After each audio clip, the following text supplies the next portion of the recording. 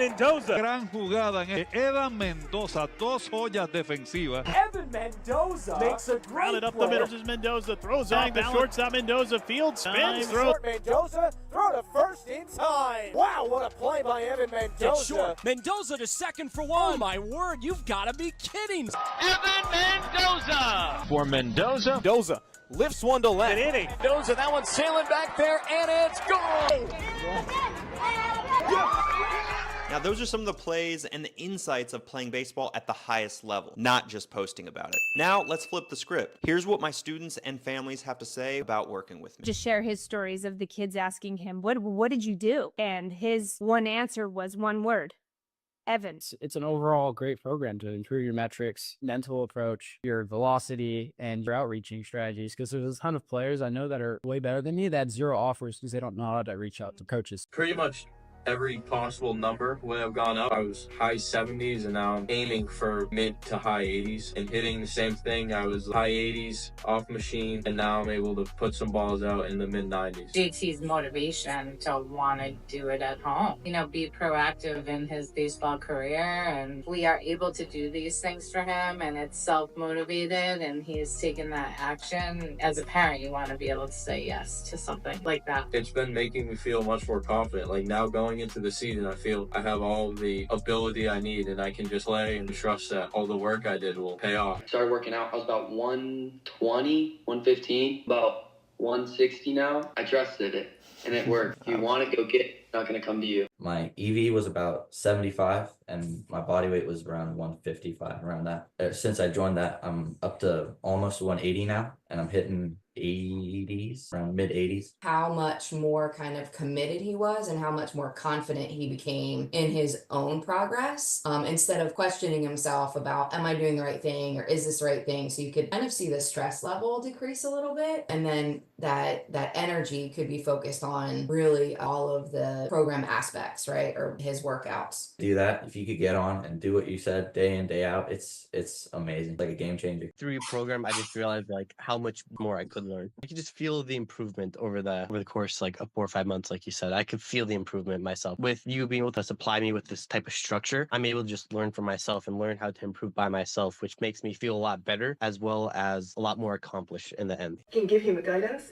and he can always ask questions to you. I could see how he became more confident after talking to you every time. You are always there when he needs. I think it's really important to know or be told from someone professional like you. It was a completely new experience for us. I think we were skeptical. We dove into some of the content. We realized how good it was and the quality of it. The way that you kind of worked with him and you set expectations for him. Like, hey, these are the things I'm expecting from you. And that was a big part of why we enjoyed the program as well. The program has made me like a little eagerness to go out and do something and not just like wait for the team practice and do things on my own. As his dad, I can tell him till I'm blue in the face that this needs to be done. And sometimes it doesn't resonate coming from the dad. Sometimes it needs to come from a pro ball player. Through your program, I just realized like how much more I could learn. I could just feel the improvement over the course like of 4 or 5 months, like you said. With you being able to supply me with this type of structure, I'm able to just learn for myself and learn how to improve by myself, which makes me feel a lot better as well as a lot more accomplished in the end. I definitely recommend joining it. It's awesome. The community's great. Having you there to support you is incredible, and overall love the program. You get the full structure. You get your lifting, you get your arm velocity, you get your mechanics, you get your hitting, and the hands-on approach from you. Infield velo was 68 or something like that. It was not good. My 60-yard dash was 7.7, which is not good. And I was not very mobile. I wasn't very strong. I mean, I'm a big kid, but a lot of it was just like from my size.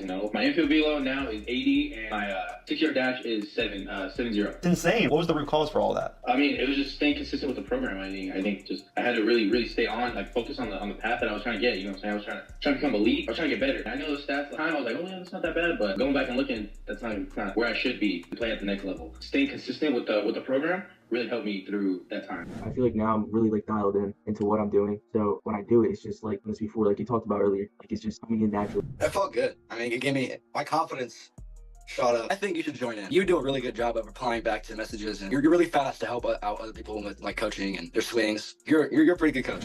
Hitting improved, touching improved, velocity went up, speed went up, everything in general went up. Before joining, I tracked my 60 time and I was running at 8.22, and then I After a while, I did a showcase, and then I ran a 7.08. What do you think leading calls for that? That's crazy jump. Probably mobility and probably the exercises that you have in your academy that allow for growth in those little tiny muscles that people forget about. I could tell I was hitting the ball a little bit harder, and then it got better and better and better, and then my speed picked up with the sprinting training and all that, and I was just getting a lot better. But before that, it was not super good. I've definitely picked up on my hitting velo. Before I joined the program, my velo was 72 off the bat, and at this showcase, I hit 80. That's insane, dude. No, so when I first saw your program, you were talking about how to get to college and how to get D1 and get recruited and all this, and that had me super interested because, you know, I'm trying to go D1 and everything, try to get a scholarship and all this, and your program definitely talks about it and helps you walk through it and get you started. Honestly, I would say, like, the program definitely helped me a lot, you know, helped me work through some things, get my visualization for games and all that, just get me prepared. Obviously, like, my program's remote. Like, have you had any trouble by doing the work that I provide you?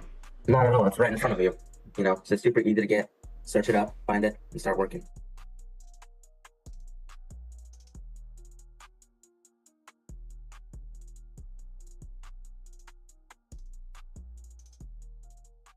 Welcome Evan Mendoza to the program. Cardinals third baseman Evan Mendoza. Mendoza's giving it a look, finds the railing and he tumbles over, but he made the catch. Unbelievable, Evan Mendoza. Gran jugada en Evan Mendoza, dos joyas defensivas. Evan Mendoza makes a great. Yo, welcome in to another episode of Coffee and Baseball. Hope everyone is having a great day today.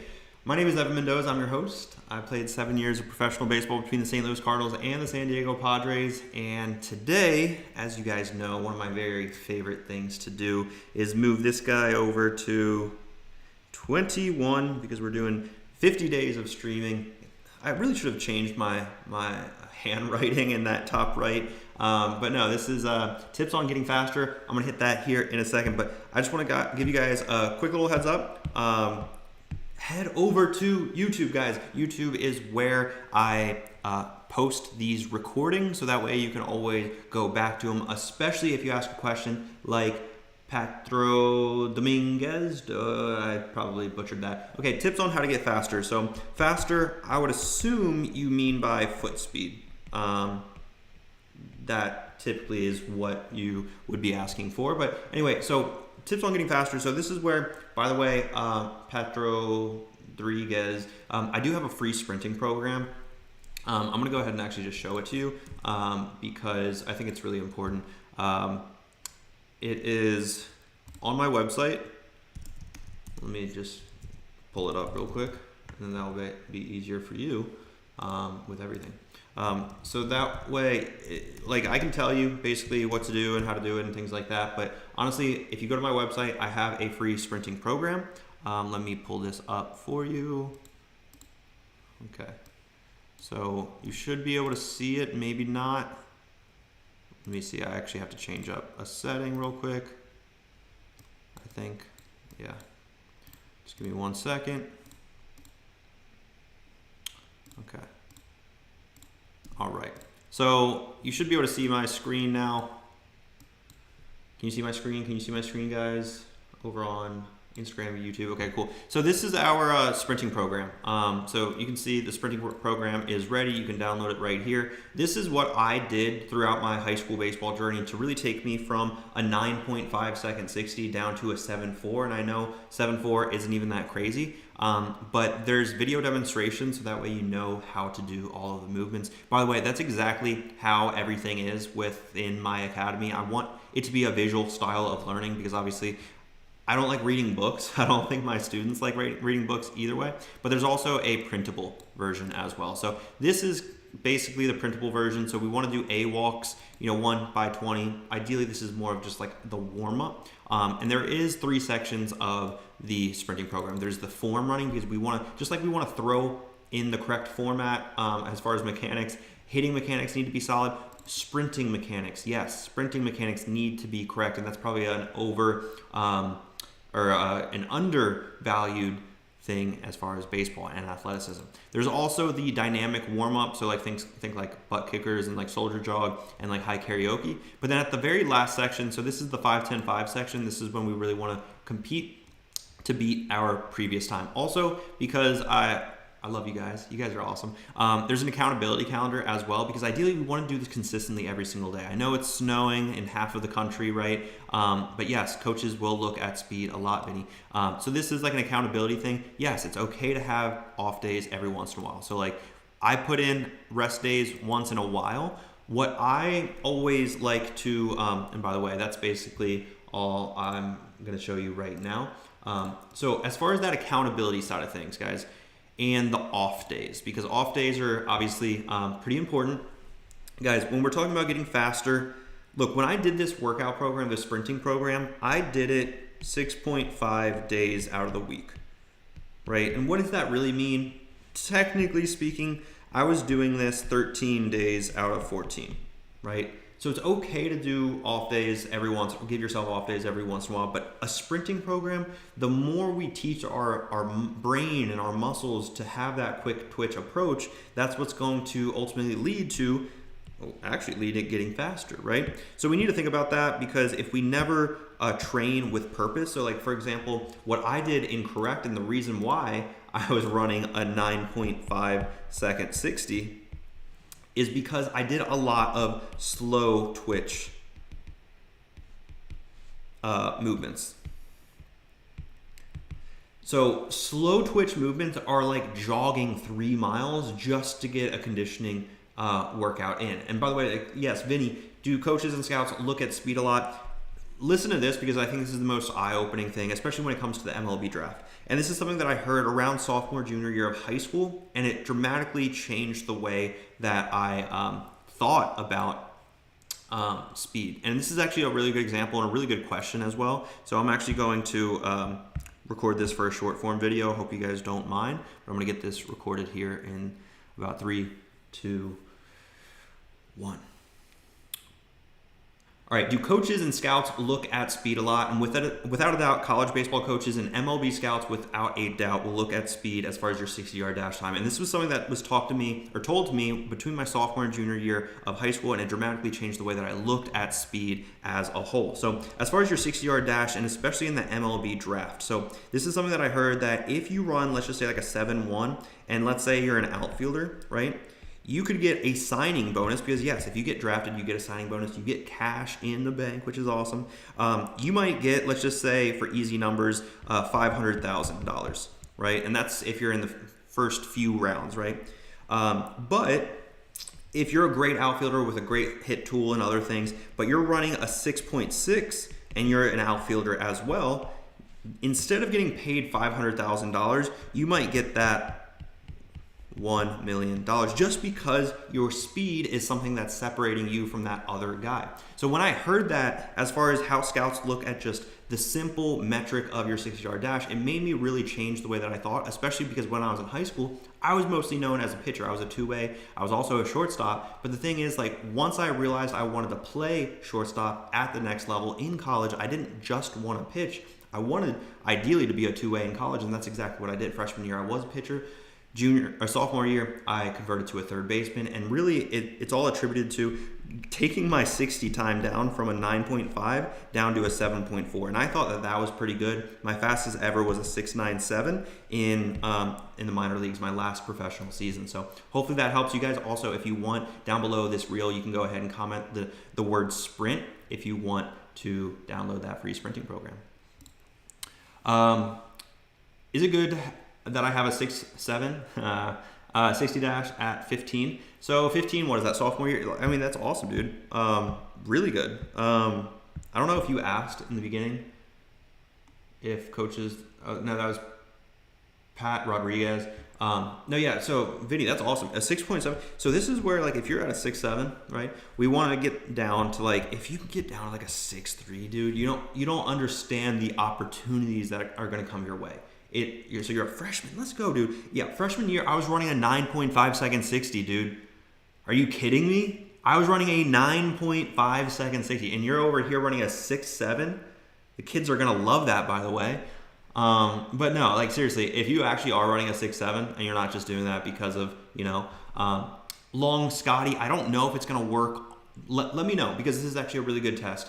Long Scotty, you just commented the word sprint on the live. Try just DMing me the word sprint or just go to like my most recent reel. It doesn't matter, any reel, and just comment the word sprint, and I should DM it over to you. And if it doesn't work, come back to this live and let me know. But if you check your DMs right now, Long Scotty, and you see a DM from me with the sprinting program, also let me know. All right, let's get into it. How can I gain arm velocity? All right.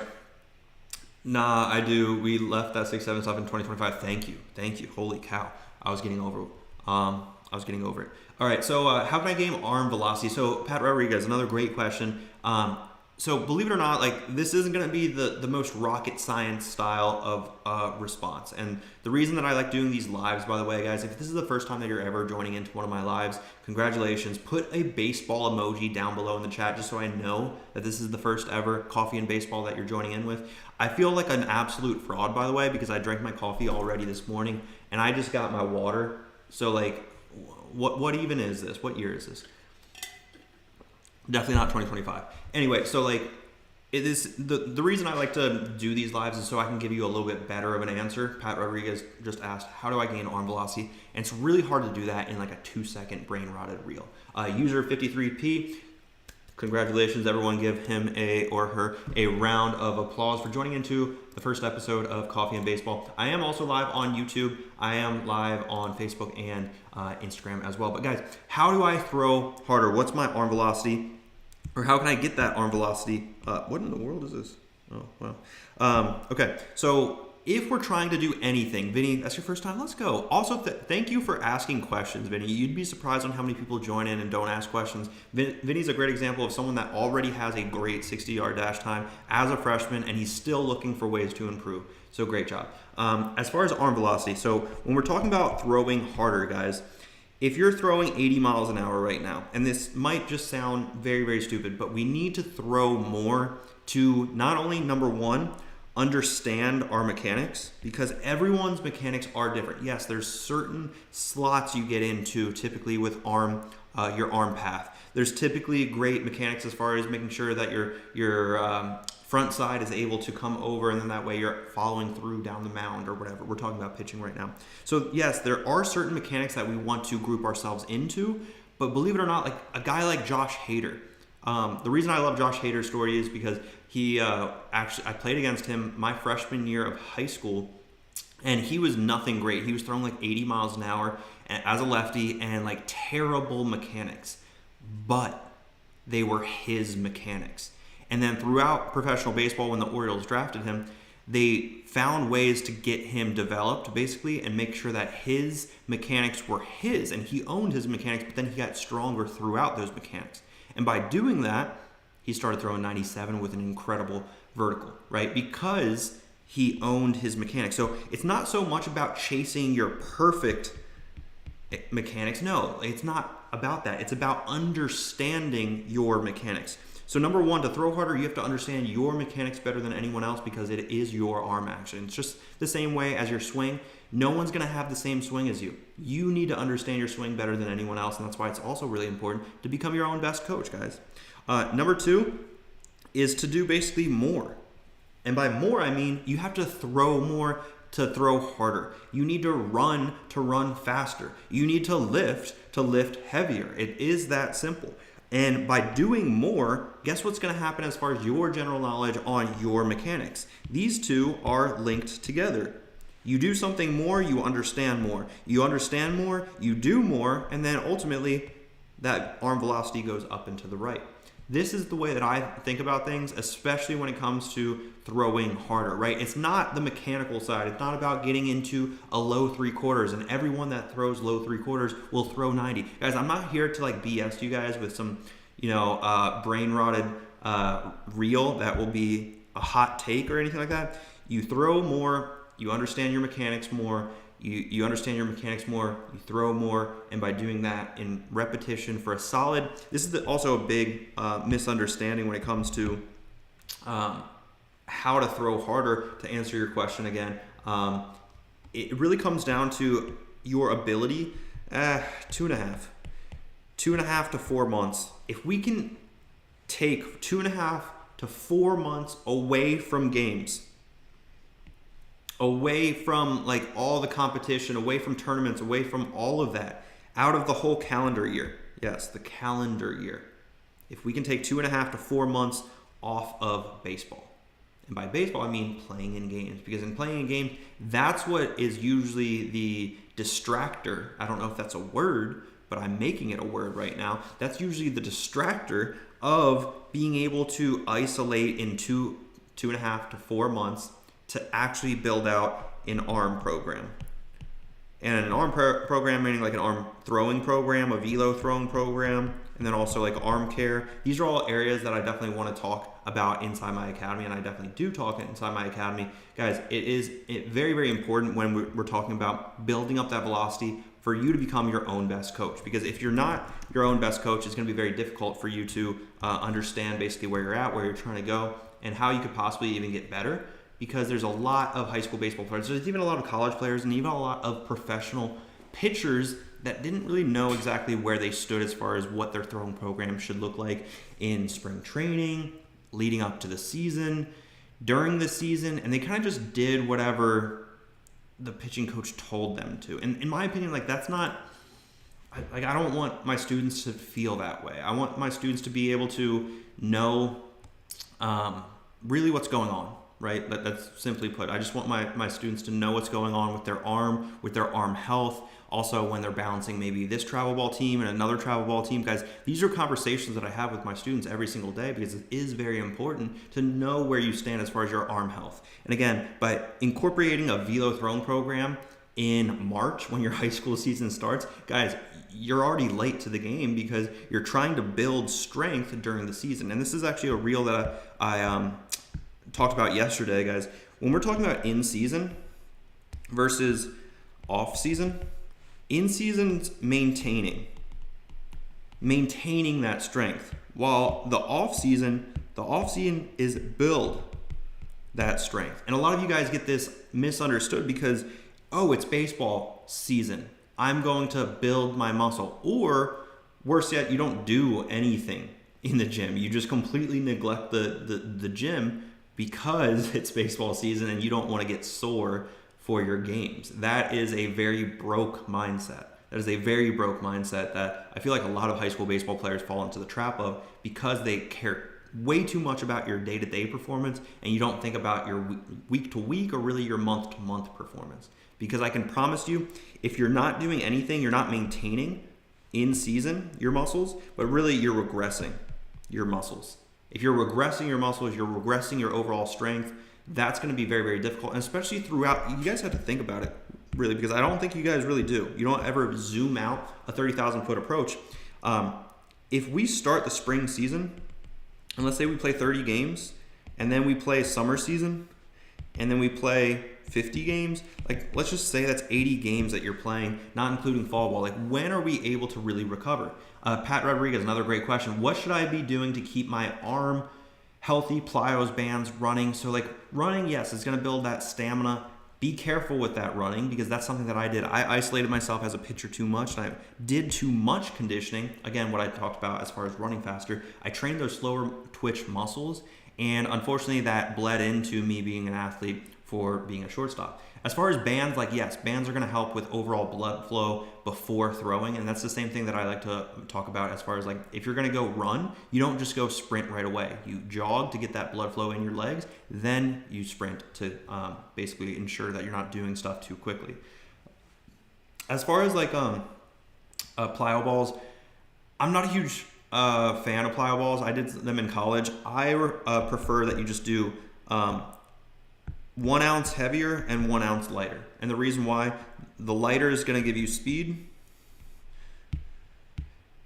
The 1 ounce heavier is going to give you strength. And by equating those two, you get velo. Thank me later. All right. So this off season, I lifted 3 times a week. Why just 3, man? 3 times a week, that's it? But now the season started, should I stop? So like, in my belief, like off season, you need to be doing 6 times. Like we need to get those numbers up, my man. In season, that's where like, honestly 2 to 3, depending on how much you want it. I'd say 3 in the beginning stages of the high school baseball season. I would say 2 in the later part of the high school season, and then 2 remaining throughout summer ball as well. But yeah, if we're only doing 2, those are rookie numbers. I'm gonna be honest with you, but that's why you came into this live, to get that better understanding. Guys, when I played pro baseball between the Cardinals and Padres, typically would be in a 2 or 3 times a week we'd be lifting. The lifts are different, and this is where, like, if you're not following a structured program where someone else is writing that out for you and understanding what your total volume is day to day, that's where you're going to get yourself hurt, because you're going to think, 3 times a week, lifting heavy, deadlifting, bench pressing, going crazy. That's not what I mean. These lifts are a lot more functional movements to build that strength and make sure that we're practicing movements that we actually need in the game of baseball. That's why we have a New York Mets strength coach write all of our programs inside of my baseball academy. It's 100% remote. We give you those workout programs so that way you're able to execute them from anywhere in the world. We have 2 students in Japan, 1 in Mexico, 2 in Canada, and all across the United States. So if you're interested in that, click the link in my bio, learn a little bit more, and then schedule a Zoom call if you guys are interested. Vinny, I have a question about size. So I'm kind of undersized, but you're running a 6'7". You're running a 6'7", dude. The size will come, especially since you're a freshman. So you're 5'11", or 5'10" by my senior year. Okay. And I'm kind of undersized, and you're going to be 5'10" by your senior year. What gives you that impression, dude? You're a freshman. There's a lot of time before your senior year, dude. Don't don't think so small. I always like to talk about like reaching for the stars. Dude, tell yourself you're going to be 6'3". Tell yourself you're going to be 6'3", because when you're not 6'3", you're going to land on these clouds. And you might be 6'1". It's not 6'11", 6'1". Does that make sense? Like, don't tell yourself you're just going to be 5'10", because you'd be surprised your brain is a crazy strong muscle.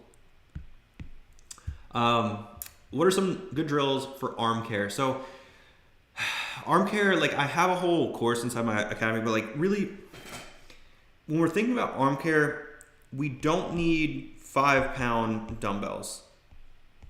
We don't need 5-pound kettlebells. We don't even need 2-pound dumbbells or kettlebells. We don't need any of this, guys. We don't need any of it whatsoever. Arm care, in my belief, it's really not testing, but getting more comfortable inside ranges of motion. That was supposed to be an M. Inside ranges of motion. So think about, like, okay, very, very simple. We got internal and external, right? We basically got internal, external, right? If I'm practicing the throwing motion and there's exercises that strengthen this end range right here, because technically I have to like zoom out for you guys. All right. So we're talking about internal, external. Let's record this because I don't usually do demonstrations like this. All right. Let's ask a question too, just so we get back to it. All right.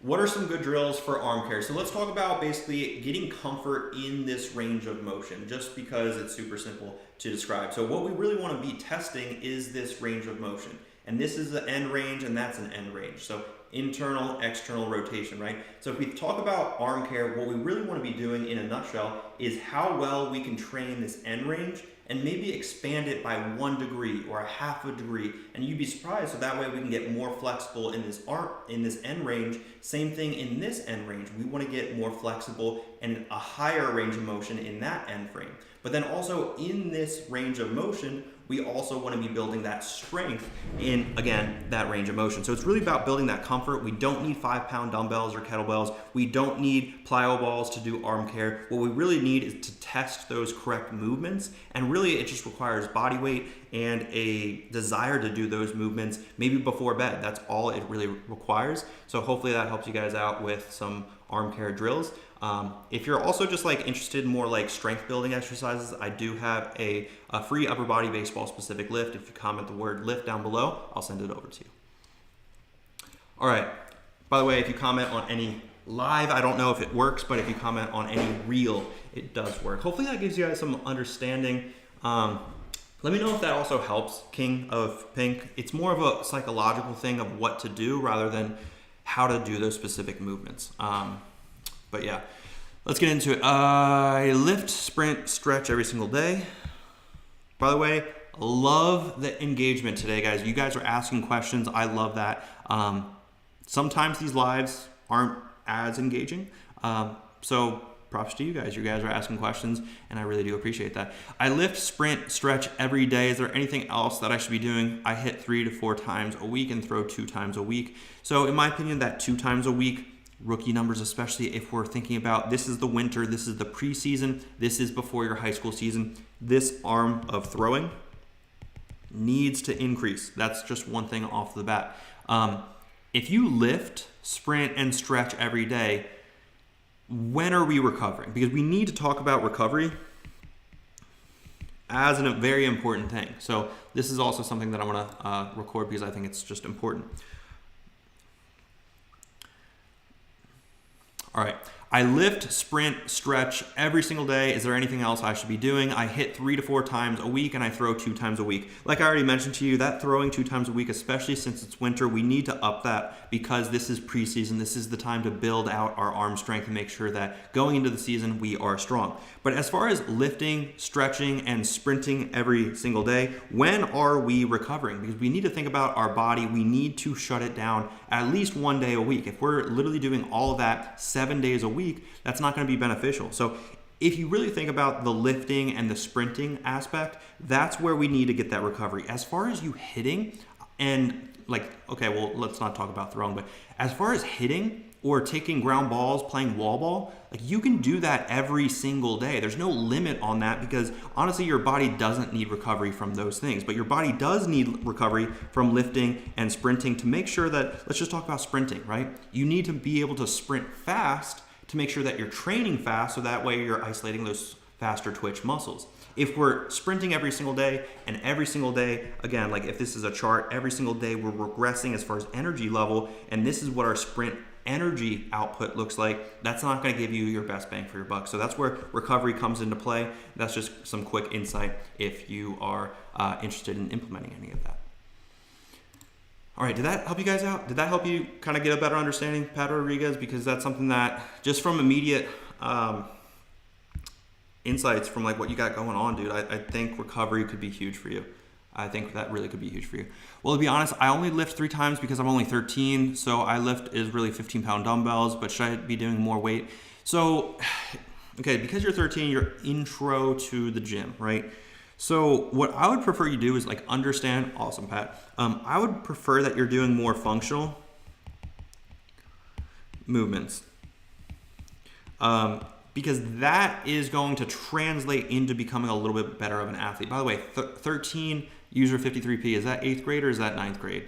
But either way, like this is where, yeah, to be honest, I only lift 3 times a week because I'm 13 in 8th grade. Okay, so you said 8th grade. So I wasn't sure if I should lift that much. So when we're talking about lifting more, it's good to build these habits sooner than later. Like you can use the excuse, right, that you're in 8th grade. And I remember when I was in 8th grade, I literally just bench pressed. I literally went to the gym, bench pressed as much as I possibly could, which was like 25 pounds. And that was it. That was it.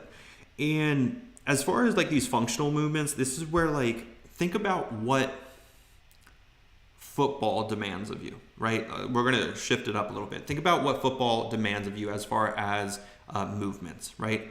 Well, movements as far as football are usually just like strong movements. And yes, bench press, think about you're not guarding someone, but you're basically holding someone right on the offensive line. I don't know anything about football, by the way, but basically you're pushing someone like this. Well, if you're bench pressing like this, very similar movement. So bench, that's something that football requires out of you. As far as squat, think about like basically you're again on the offensive line and you're pushing against someone. You're basically exerting energy off of the ground, but in a strong manner. Again, squat is something that is pretty, what is the word I'm trying to look for? It's pretty similar to what they are training in the gym, right? So let's just talk about those two, right? That's very similar for football. Now, if we're talking about baseball, is bench press literally the most important thing? Like, do we throw the ball by pushing off of our chest? No, not at all, right? So this is where we need to think about how we incorporate functional movement. So football, again, is more linear because we run in a straight line. We make cuts. Yes, those are lateral movements for like a running back, but for like the offensive line or like certain people, yes, it's going to be more linear training. But now for baseball, we need lateral quickness for, if you're a shortstop, you need to grab that ball in the 5-6 hole. That's a lateral movement. But then now let's talk about hitting and throwing. What do hitting and throwing have that football does not have? Rotation, right? There's never really a time in football that we need to rotate extremely fast. Maybe if you think about a quarterback, yes, they're throwing the ball, but those mechanics are going to be slightly different. But baseball, we do need to rotate, right? Rotation isn't something that is found in football. So we don't want to be training like football players, especially if you're in 8th grade. So when I talk about functional movements, that is what I mean. We need to be more lateral focused and multi-plane. And then also on the rotational side, and by the way, what I mean by multi-plane is like if you're doing a landmine press to press, or sorry, a lateral lunge to press. You have multi-planes as far as how we're moving, and we're incorporating more movements inside of our body, which equates to becoming athletic. That's what we're shooting for to become a baseball player. We're not shooting to become a football player or a strong football player. These are not the things that I want out of you, or really for any of my students. What I want out of you is to be a little bit more of a Matthew Jennings. I want you to be more athletic, and that's where those functional movements are going to come from. So hopefully that helps answer your question, user 53P. But yeah. Guys, if you have any baseball related questions whatsoever, if you're on YouTube, if you're on Facebook, if you're on Instagram, please do ask. That's why I'm here. That's what I do. I just want to make sure that I'm giving you guys the best baseball education as humanly possible. So that way you guys can learn without it just being like a 3-second brain rotted reel. That's not fun for you. That's not fun for me. That's not fun for anybody. That's why I do these live. So guys, if you have any baseball related questions, feel free to ask. Every once in a while, I like to do like profile reviews. We have about 30 minutes left. So if you guys have a baseball specific, and listen up, literally anybody, if you have a baseball specific Instagram or YouTube, tag the account down below in the chat, and then I'll screen grab like a screenshot, and I'll give you guys some insights. I'll draw on your profile. I'll give you like an Instagram profile audit. I'll tell you what you're doing right. I'll tell you what you're doing wrong. You could also be a parent, technically doing a parent run account. I see those every single day. I don't love them, but I'll do profile audits for anybody that is listening live right now. Just go ahead and comment the baseball account that you want me to review, and I'll screen grab everything and, you know, put it up on the iPad. But yeah, guys, if you have any baseball related questions, feel free to ask. Again, that's the reason why I do these lives every single day. I don't know who maybe is on this live for the very first time, maybe from my reel, but yeah, we've been doing this for 21 straight days, 50 straight days we're going to be doing this for, and we might even do it even longer. What my intentions might be is after, and let me know, by the way, in the chat if anyone is interested in me doing this, after we get to 50 days, what if I push it over to like 8 or 9 o'clock? Okay, we got Vinny. Let's go. All right, I'll get you up real quick. Thanks. Where can I find the athletic lift routines or programs? So user 53P, that's going to be found on my website. Just go to freebies and you should find it. Let me just make sure that it's up there. So you can go to free content, free courses on MendozABaseballAcademy.com, and then steal our lifting program. Click that, and then you should be able to download that free upper body baseball specific lift. Thank me later. All right, so let's go to Vinny's Instagram page real quick.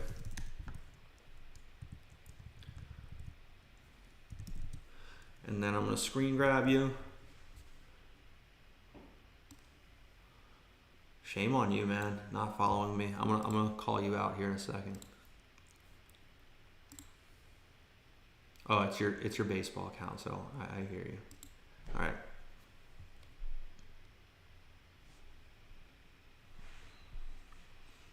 All right.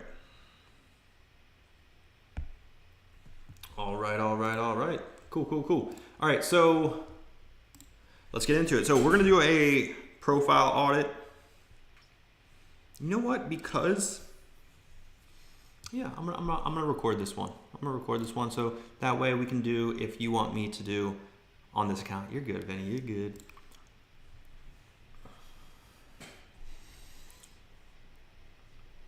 All right, we're gonna do an Instagram baseball account profile audit. If you want me to review your profile, go ahead and comment the account down below.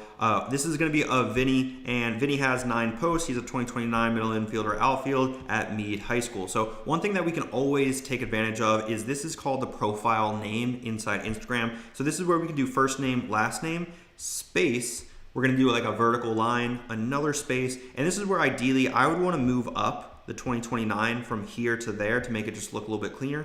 We're gonna do another space to really break up that, another space right there. And then this is where we can put that middle infield, outfield, or if you have a specific position. So like if you're mostly a shortstop, I would actually rather you put shortstop rather than outfield because it's more of an athletic position. So we can do shortstop, outfield right there. Hopefully you're within character limits right there, but this is a great way for them, the college coaches, to know your first and last name, know all the essential information as far as who you are, and also that clears up in your bio now for your Meade High School. Now inside your bio, by the way, this is where we want to put like Meade High School.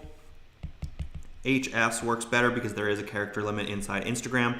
This is where you can put some metrics. So like put it very cleanly. 60, you have a 6'7", you mentioned, vertical line, arm, let's say you have 85, and then EV, 95. You make it very, very simple. It's clear cut. Here's what you got. And then this third line, this is what I like to refer to as a CTA. It's a call to action. So what I like to do is create a 30-second highlight video and basically put like I'm gonna put just highlight video, and then with an emoji or an arrow down. So when you do that and you place all of this inside your bio, what we can do right here is put your link to a YouTube video.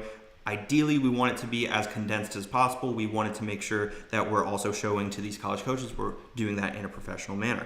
Now, I really love that you're putting a baseball highlight. That's something that's very underutilized, and we can tell that this is a baseball ran account. We have baseball film right here, here, and here, and also in these as well. But I want to just kind of zoom into these videos right now because these are reels, and what we're posting are horizontal. This is a horizontal clip, and the reason I know that is because all of this black space and this is dead space. We always want to zoom into the action and also cut the action. So what this is telling me is the majority of these clips are probably not edited into the way that these college coaches are liking them to be, and we need to really think about how we can condense all the action as quickly as possible. So if you want me again to do your profile audit, go ahead and comment the baseball account down below this reel.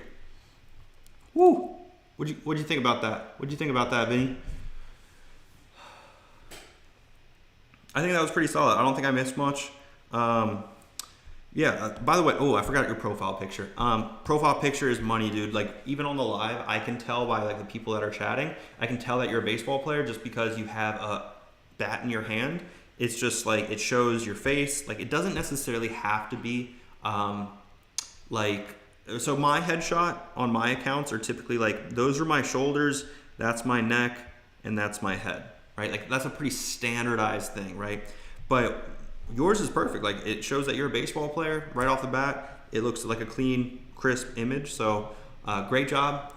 One thing I would say is just make sure that what you're posting doesn't have that dead space. There's nothing that icks me more than horizontal clips posted on short form. Basically short form meaning, Instagram, TikTok. I would not post highlights, by the way, on TikTok. No college coaches are on TikTok.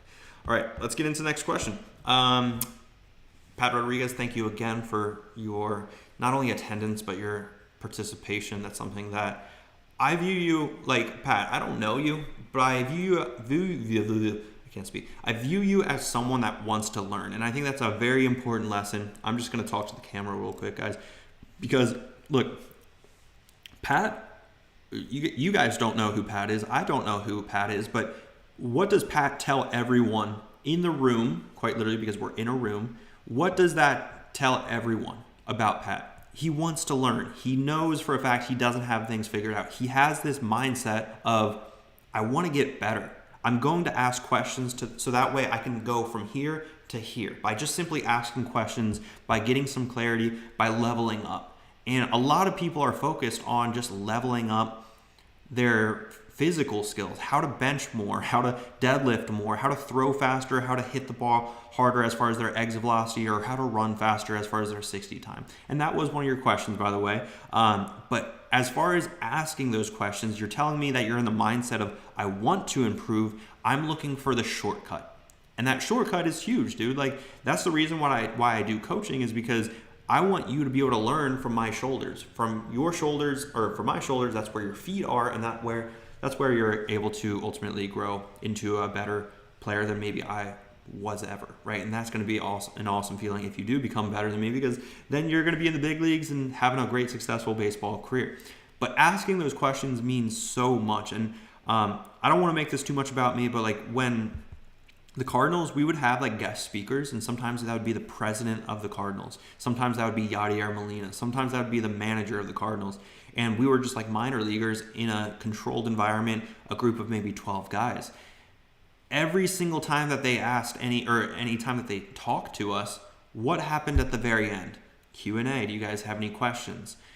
Now, believe it or not, there was a time with Mike Schilt. He was the interim manager for the Cardinals for a half of a year. And then in the off season, right before spring training, he talked to us. So he was the full-on manager. Now, he talks to us for like maybe 30 seconds. And he goes, all right, guys, I want to talk to you guys about this and that and whatever. Before we get started, does anybody have any questions for me? And I knew, because this is something that I always love to do. I always love to have questions ready for all these guest speakers. And always I wanted to be the first person to pick up my hand. So he says that, and like, he didn't expect anyone to have a question, because he just like kept going, right? Like, he's like, does anyone have a question? Okay. And so this is, and then like before like he really even started his speech, I raised my hand. He goes, oh, Mendy, what you got, right? And I was like, well, is it cool to like ask now, or do you want me to ask it later? It showed him basically like, I had a question for you, whether or not you're going to ask it now or later. He's like, no, go now. I'd appreciate that. I said, awesome. So, and my question I'll never forget, because I thought it was very interesting. All right, so like, you became the interim manager last year. You took over the Cardinals basically for the second half of the season after the All-Star break. You already know this, obviously. And I was telling him, because obviously he lived it. And I go, like, what was that like? You know, like, did you change like any clubhouse philosophies? Did you try to instill anything within the team? Was there any directional guidance that you took over once you became that interim manager, or did you kind of let things be? And he was like, and he looked around to everyone. He goes, wow, you came prepared. And I'll never forget. I'll be like, I remember like just, I was kind of like smiling ear to ear in my mind. But either way, that's what I envision that Pat is doing right now. He's asking those questions. He's coming prepared. He's asking. He wants to be here. He's not thinking about video games or girls or all the other distractions that can happen. And by the way, I think, Pat, you're only in 8th grade, so don't think about any of those things. But let's get back into it. So how can I be managing my time better? I leave for school at 7 and get home at 4. I wake up at 6. Should I be waking up early? Homework and studies usually take an hour. Pat, so really great question. So if we think about the day from, like you said, 7 a.m. to when you get home at 4 p.m., because we're not talking about right here to optimize. What I really want you to do is optimize this time, right? And if we really think about it, you're really optimizing this time, because this is typically what high school practice or something after school that you're doing as far as a physical activity. So really from like 7 a.m. to like 2 p.m., probably, give or take. This is where, like, you might have a class right here for the A block, right? You might have a class right here for a B block, C, and let's just say you have 4 classes. I don't know ABC4, ABCD, right? So as we can tell in this example, we have time right here, right? Because in between classes, there might be a 5 to 10 minute span where like you get to a class early because the class is just right next to the other one. You get to class early, you sit down. What I used to do is just take out my backpack, take out my folder from the class before or the class before that, and I start doing the homework for class A, right? Same thing right here. If I already did maybe homework for class A, maybe I did for class D for the next day, because I knew, again, in the routines that I had, I was gonna have time right here and here if I needed to finish a certain assignment for class D, for example. And there's also gonna be time right here. We forgot about lunch. Let's just say lunch is a bigger block right here, and that's lunch. Like that's where I would also do homework. That's where I would study. That's where I would try to cram as much as I possibly could in these very, very precious hours, right? From 7 to 2. That way, when I get home, let's say just like you at 4, instead of focusing on homework and skill studying and stuff like that, which I already know that I did from the day before, this is where I can focus on ball, right? This is where I can focus on doing a sprinting program once I get home right there. This is where I could possibly get a 2-a-day right here at night, maybe at 8 or 9 o'clock at night, right? And we're still gonna have a few hours to do homework and study. Now, is there much time to hang out with friends, to go party, to do this, to do that? No, and that is the point. You have to make sacrifices, especially if you're trying to do things that others won't get the opportunity to do. One of my favorite quotes, guys, is do today what others won't, so tomorrow you can do what others can't.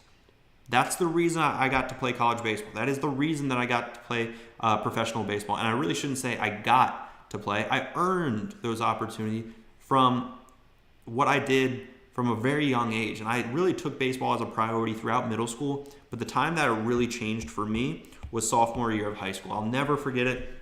Freshman year, I went to a showcase, and that's where I ran a 9.5 second 60. I thought I was this great, amazing baseball player. I ran a 9.5 second 60. My name was right here. Top 60s. So it was going down. So this was like a 6.5, you know. This was like a 6.7, 7.1, 7.3. And way down here, Evan Mendoza, 9.5. It was the second slowest 60. And I remember coming back from that event and I lit up. There was a fire under me, like literally 24/7. There was a fire on me. I woke up and I was motivated. I was like, I'm gonna get some work in. I'm gonna do 10 push-ups. I'm gonna do whatever it takes. So that way I never see my name this low before. And by the way, like there are parents out there that talk about, hey, my son's metrics aren't ready. We don't want him to go to a showcase. Well, my metrics were not ready, and I went to a showcase, and if anything, that was the best thing that ever happened to me in my entire high school journey because it motivated me to be better. And that might happen for your son. Your son also might crumble and maybe not want to get better. These are all things that might happen. User 53P, I have to head out, man. Thanks for all the advice. I'll be back. Absolutely, man. Also, the recording is going to be over on YouTube, by the way, for anyone on Instagram, anybody on Facebook, anybody on short form YouTube. Also, these lives are going to be all live over on YouTube. So go check it out if you haven't already. But yeah, guys, if you go to a showcase when you're not ready, use it as motivation if you're not the best. You're not supposed to be the best at every single showcase because if you are, you're in the wrong showcase. You're at the wrong event. But let's get back to, I think, Vinny, I didn't get to your question. I have to head out to go lift. Thank you for answering my question. Have a good, I'll be back here. Absolutely. Okay, so managing your time, Pat, that's just a huge area that you want to make sure that in that block of school, we want to be focusing on school and homework and things like that. So that way in our back end of the day, when we get home at whatever time, for me, it was like 5 o'clock. I remember I would do a sprinting program right here that took me like 15 minutes. And then sometimes like right here would be dinner. And then right here, sometimes it'd be the second workout, right? If I had the time, maybe this was my summer schedule. My summer schedule, typically like this area was moved up a little bit because we would do like a summer camp from like 8 a.m. to noon. And then what I would do is like lunch. And then typically I think like 5 p.m. gym for the second time because this was like field and gym work, like hitting, fielding, all the essentials. This was gym times 2, second day, or 2 a day until like 8 o'clock. And then I'd get home for dinner and then sleep and then do it all again. One of the best books for motivation and also like productivity and really mindset, guys, it really comes down to Mamba mentality. Kobe Bryant's book, by the way. So Kobe Bryant's book is incredible. It's obviously very, very incredible. He saw through the fact that like it doesn't necessarily matter how many 2-a-days you can do, because someone that's doing 3-a-days is going to get that much better. Wild, right? Wild mentality. But he is right. If he wakes up at like, 4 a.m. What's going on? 4 a.m. He's able to get a lift or is this bugging? A workout in. Recovery. And then team practice or team lift would be like 9 a.m. Recovery, 4 p.m. Workout. Sleep, 7 p.m. Do it all over again. If you do this for basically for a week straight, the person that does this, and by the way, guys, I understand. You play high school baseball, you go to school, you don't have time to do this. But this is coming from Kobe Bryant's book, Mamba Mentality. If you're able to do this for 7 days a week, you're now what's going on? You're now 7 more workouts in than the person that's doing 2 days. Not many people are doing 2 days. So now you are 14, I don't want to say times better, but like you're 14 more workouts ahead of the person that's just doing 1-a-days, right? That's wild, right? Because if you're just doing the bare minimum, you're +0. +7 to get that 2-a-days in, +14, Kobe Bryant realized, is the 3-a-days. And that's something that takes an incredible sacrifice. But again, like he was married to the game. He wanted to see those results. He got those results because he sacrificed, and this was typically, by the way, like what he would do in the off season. We're not talking necessarily about always the in season, but in season there are workouts in the morning as well, and like shoot arounds right before the game, and then there's the game. So like that's 3 workouts right there. There's the team practice typically in the morning of some level of like a shoot around. There's right before the game, that's technically a workout, and the game, that's a workout in itself. You better believe that. All right, guys. Any baseball related questions whatsoever? Want to make sure that you guys get your baseball questions answered. Make sure that you guys obviously want to make sure that if you have those questions, you will be able to get your questions answered. B-Tubbs, can I come on live? No, you cannot, but you can ask your questions right now in the chat if you'd like. We're also live on Facebook. We're also live on YouTube, guys. If you're on Instagram or Facebook or any other platform, guys, head over to my YouTube channel. That is where quite literally all the gold is. One of my videos also just popped off, and I think I had like 1,000 views in like a day, which is awesome. Like my YouTube channel doesn't necessarily always get a ton of views, especially like my long form content. But yeah, go check that out if you guys haven't already. If you're on YouTube, shorts or short form live, whatever, it's vertical live, whatever it is.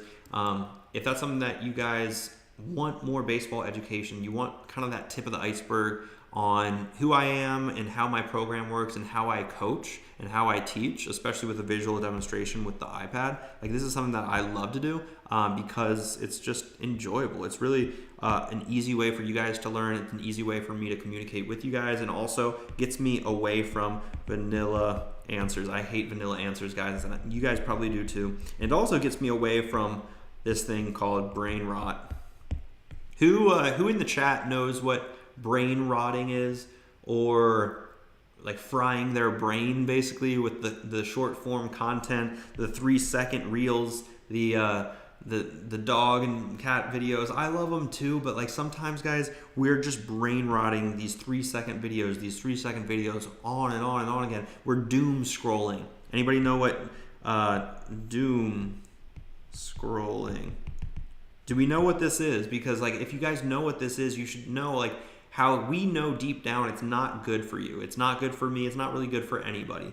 But this is one reason that I'm doing these lives, is because that way I don't get you into brain rot, the feed of brain rotting. You don't do this doom scrolling thing for hours on hours. You don't have any applicable advice on your specific situation. Rather, a 3-second video that says, hey, this is how you throw 90 miles an hour. And it's like, come on, it doesn't take 3 seconds. It takes a lot longer. And one thing I also love about these lives, guys, I'm not trying to condense my 7-year pro career. My pencil's not working. into a 3-second video. Like, that's not fun for you. That's not fun for me. My level of expertise does not take 3 seconds. So hopefully that makes sense for you guys with where you're currently at, and especially with everything that we've got going on within the academy. For those that, since we're just starting to wrap up, guys, by the way, we're live every single day at 11 a.m. Eastern time, as you can see right there, every day excluding Sunday. So if you guys want to join in tomorrow or really any day, join in at 11 a.m. Eastern time on Facebook, Instagram, or Facebook. We're going to be live on all of them, and also all the recordings are on YouTube. So if you miss out, if your son would love to be part of these lives, just go ahead, watch those recordings on YouTube. They are quality, they are good. I do enjoy this type of content. And then also you guys will be able to ask questions, ideally like in my DMs, guys. You'd be surprised, but we like respond to DMs obviously on Instagram. Instagram is really the only way that we DM back and forth. Like Facebook, yes, but like TikTok, we do not. Twitter, we do not. But like Instagram is the go-to. If you have questions about me, your son, where your son's at, where he's trying to go, if we can even help him inside my program. I do want to give you guys a quick little plug as far as my program goes. So as far as the triple play, that's my program. It's the physical development, that is an area that we focus on, the mental development with increasing that baseball IQ, alongside with the recruiting guidance, with actionable guidance. Guys, it's not like a database and I say, here you go, good luck with everything. No, that's not how I operate. The way that I operate is I want to make sure that you guys have the best process possible, and that's where like I don't want to ever confuse you with what to do next. So as far as like the actual guidance that I teach all of my students, like you have all these things that you know that you should be doing over here. What I like to do is say, hey, here's this one thing and here's this other thing. Go do those things, then come back to me, right? And basically what we do is just dumb it down to step 1 and step 2. This is what we need to focus on now based off of where you're currently at. And then that way we can graduate to the next thing, right? We don't want to just be doing, what I like to call is like the hamster wheel. We just kind of find ourselves doing stuff that never really moves the needle forward. So hopefully that gives you some understanding as far as like my program with the triple play, with the physical, mental, and the recruiting actionable guidance. So that way you can actually move the needle in the right direction. By the way, a lot of you guys don't know this, but like on the recruiting side, depending on the player, and that's why a Zoom call is required, we would put you guys into the full ride framework, which is where I do 100% of your son's recruiting, 100% of the outreach to these college coaches.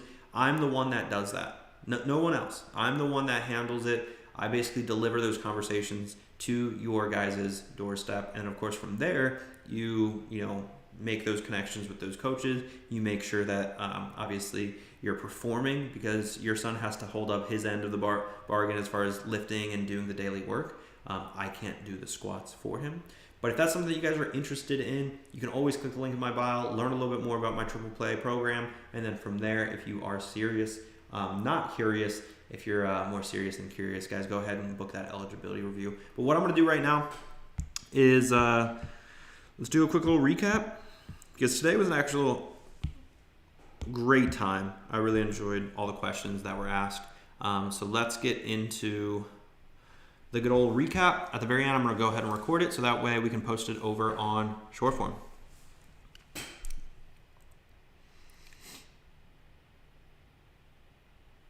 All right, welcome back into a recap of day 21 of 50 of streaming every single day. So we talked about running faster, and ideally, if we're doing a sprinting program every single day, we're going to be able to build those fast twitch muscles. By the way, I ran a 9.5 second 60, and yes, I was doing a lot of slow twitch movements, like basically conditioning for 3 mile jogs, and that's not going to be helpful. We talked about how coaches, especially at the college and professional level, especially in the MLB draft, how the signing bonus will be different based off of your 60 time. If there was a guy, this was something that was told to me between sophomore and junior year, it really made me change the way I think about running. 7-1, maybe a $500,000 signing bonus. For the same exact player, they might get $1 million just because of their 60-yard dash time. So it's very important that we understand that, yes, if you're right now at a 6'7", we can get that down to a 6'3". As far as that arm ability to build that arm strength, doing more will understand your mechanics, because your mechanics are your mechanics. We're not trying to go for the perfect mechanics. We're trying to understand your mechanics.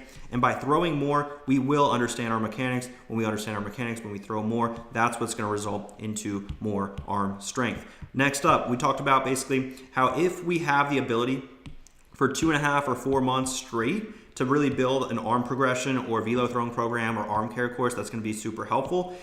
Also, we talked about in season maintaining that strength in the weight room. Off season, we need to be building that muscle. If we're not in season lifting, we're going to be regressing as far as that strength, and that's never going to be good for you. It could also prone to be some injuries. Also, we talk about basically like 30 games in the spring, 50 in the summertime. We're playing a lot of games. We need to understand recovery is needed. As far as overweight, underweight, that's basically my philosophy. We never want to do like 16-pound, plyo balls. That's never going to be helpful. For off season, we need to do like 6 times a week as far as the volume of lifting in the gym. In season can be like 2 to 3 times, and this was from a student that was lifting only like 2 or 3 times in the off season, which in my opinion, those were kind of rookie numbers.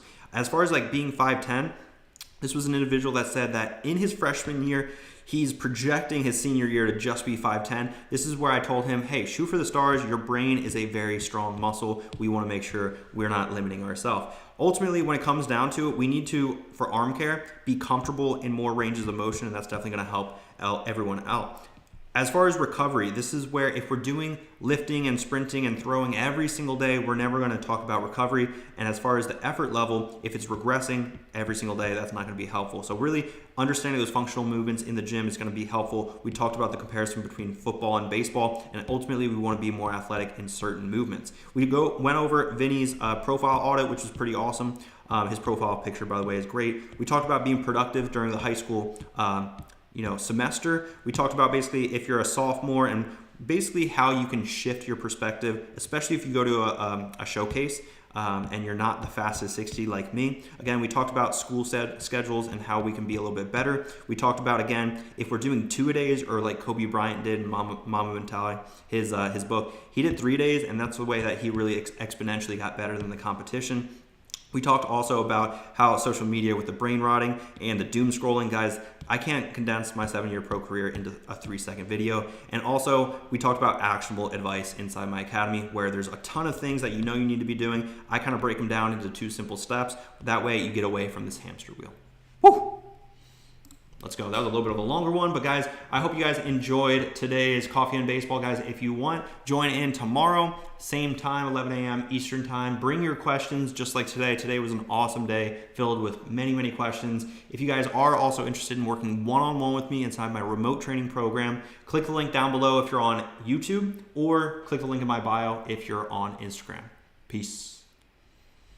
Welcome Evan Mendoza to the program. Cardinals third baseman Evan Mendoza. Giving it a look, finds the railing and he tumbles over, but he made the catch. Unbelievable, Evan Mendoza. Gran jugada en Evan Mendoza, 2 joyas defensivas. Evan Mendoza makes a great Rounded up play. the middle is Mendoza, throws off the shortstop. Mendoza field spins, throws. Mendoza throw to first in time. Wow, what a play by Evan Mendoza. It's short. Mendoza to second for 1. Oh my word, you've got to be kidding. Evan Mendoza. For Mendoza lifts one to left. An inning. Mendoza, that one's sailing back there, and it's gone. Now, those are some of the plays and the insights of playing baseball at the highest level, not just posting about it. Now, let's flip the script. Here's what my students and families have to say about working with me. Just share his stories of the kids asking him, what did you do? And his one answer was one word.